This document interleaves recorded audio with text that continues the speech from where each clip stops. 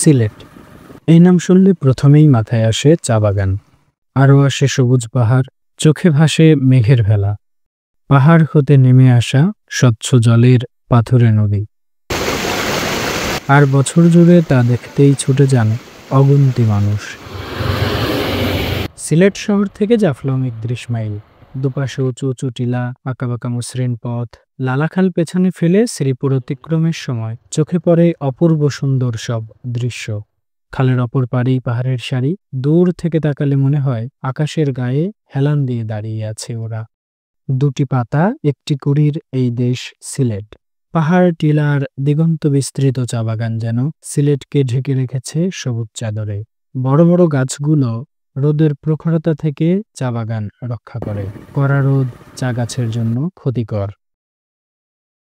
আমরা এখন যে পথ ধরে চলছি তা আমাদের খাসিয়াপুঞ্জির দিকে নিয়ে যাচ্ছে। এক পাশে দিগন্ত জোড়া চা বাগান, অন্য পাশে মাঠের পর মাঠ জুড়ে সবুজ ধান ক্ষেত। ধানের ক্ষেতের পূবালি বাতাসে আমরা মুগ্ধতায় ভেসে যাচ্ছি। পথ চলছে অদ্ভুত সুন্দর এক পাহাড়ি নদীর পানে। স্বচ্ছ কাচের মতো সেই বহতা জলে বন্ধুরা হাবুডুবু খাবো। পান পানীয় নারী, এই দিনে জৈন্তাপুরী। ঐতিহ্য আর সৌন্দর্যের গভীরতা বোঝাতে এমন উপকথা আজও প্রচলিত আছে সিলেটের জৈন্তাপুরে। খাসিয়া জৈন্তা পাহাড়ের পাদদেশে অবস্থিত এই জনপদ ব্রিটিশ শাসিত ভারত উপমহাদেশের শেষ স্বাধীন রাজ্য ছিল। কানাইঘাট, গোয়াইনঘাট ও জৈন্তাপুর, এই তিনটি উপজেলা জুড়ে ছিল এর আকার ও আয়তন। তিনটি উপজেলারই উত্তরের সীমানা গিয়ে শেষ হয়েছে আকাশ ছোঁয়া খাসিয়া জৈন্তা পর্বতমালার পাদদেশে। পর্বতমালাটি বাংলাদেশের সীমানা ঘেঁষে পশ্চিম দিক থেকে পূর্ব দিকে চলে গেছে।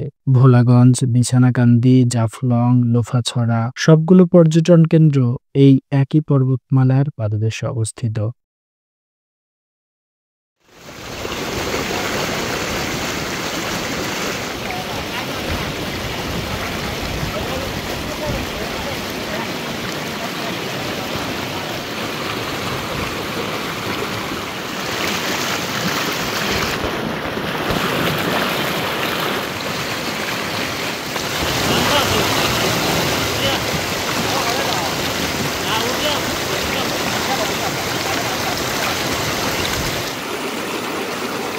ইংরেজরা এসেছিল চুনাপাথরের বাণিজ্য নিয়ে। সিমেন্ট তৈরির মূল উপাদান এ পাথরের ছিল খুব চাহিদা। 1835 সাল, বন্ধুত্বের সুযোগ নিয়ে ইংরেজ বণিক হ্যারি কৌশলে জৈন্তা রাজ্য ছিনিয়ে নেয়। এসব ইতিহাস ও জনশ্রুতির সাক্ষ্য হয়ে আজও দাঁড়িয়ে আছে এ রাজ্যের কিছু ধ্বংসাবশেষ।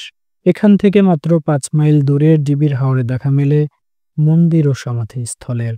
ইয়াম, ডিবি, হরপকাটা ও কেন্দ্রি, এই 4টি বিল একত্রে ডিবির হাওর নামে পরিচিত। সারা হাওর জুড়ে পাখিদের কিচিরমিচির। সাদা বক মাথা উঁচিয়ে আর পানকৌড়ি মাথা নিচু করে ফুলের সাথে কথা কয়। বিলের পাশে মেঘালয়, পাহাড়ের নিচে খাসিয়া সম্প্রদায়ের বসবাস। এখান থেকে দূর পাহাড়ে দেখা মিলবে খাসিয়াদের পান সুপারির বাগান। প্রকৃতির বুকে শিল্পীর তুলিতে আঁকা এ যেন এক নকশি কাঁথা। হঠাৎ ঘড়ির কাঁটায় জানান দিল 5 কিলোমিটার দূরের জাফলং 0 পয়েন্ট যেতে হলে আমাদের এখনই রওনা হতে হবে। মনে হলো অনেক শতাব্দীর পথ পেরিয়ে আমরা একটি স্বাধীন রাজ্য থেকে বিদায় নিতে যাচ্ছি।